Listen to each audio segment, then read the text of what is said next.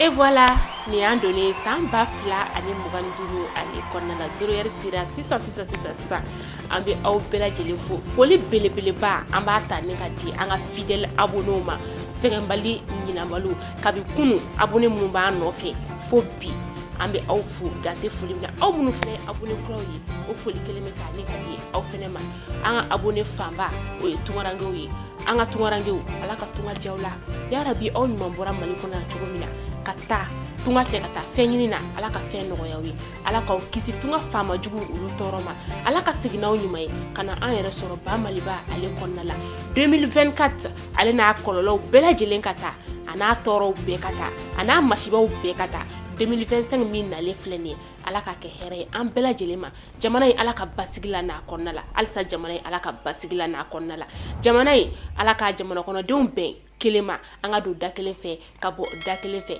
jamana marabagaw jamana in ala k'a ta fanga di aw ma an bɛɛ lajɛlen ka se ka kan kelen fɔ jamana in ale ka se ka taa ɲɛ cogoya min na aw maa minnu fana bɛ yen nɔ nin wagati in na ko den tɛ aw bolo ala 2025 in na den bɛ ala de bolo ala k'a nɔgɔya an bɛɛ lajɛlen ye maa minnu fana bɛ yen nɔ k'olu ma cɛ sɔrɔ maa minnu fana bɛ yen nɔ ko muso tɛ olu bolo n'ala sɔnna ma 2025 in na ala k'a bɛɛ lajɛlen nɔgɔya tɔɔrɔ ni masiba ala k'a bɛɛ lajɛlen ɲɔni ka taga ni a ye an ka banbagatɔw ala ka bada dali nɔgɔya aw ye anw minnu fana bɛ yan nɔ ala k'a ɲa ni k'an ta dɔnni ka o ma kɔnɔ mali kunnafoni cakɛla bɛɛ lajɛlen tɔgɔ la aw bɛɛ lajɛlen bonne heureuse année 2025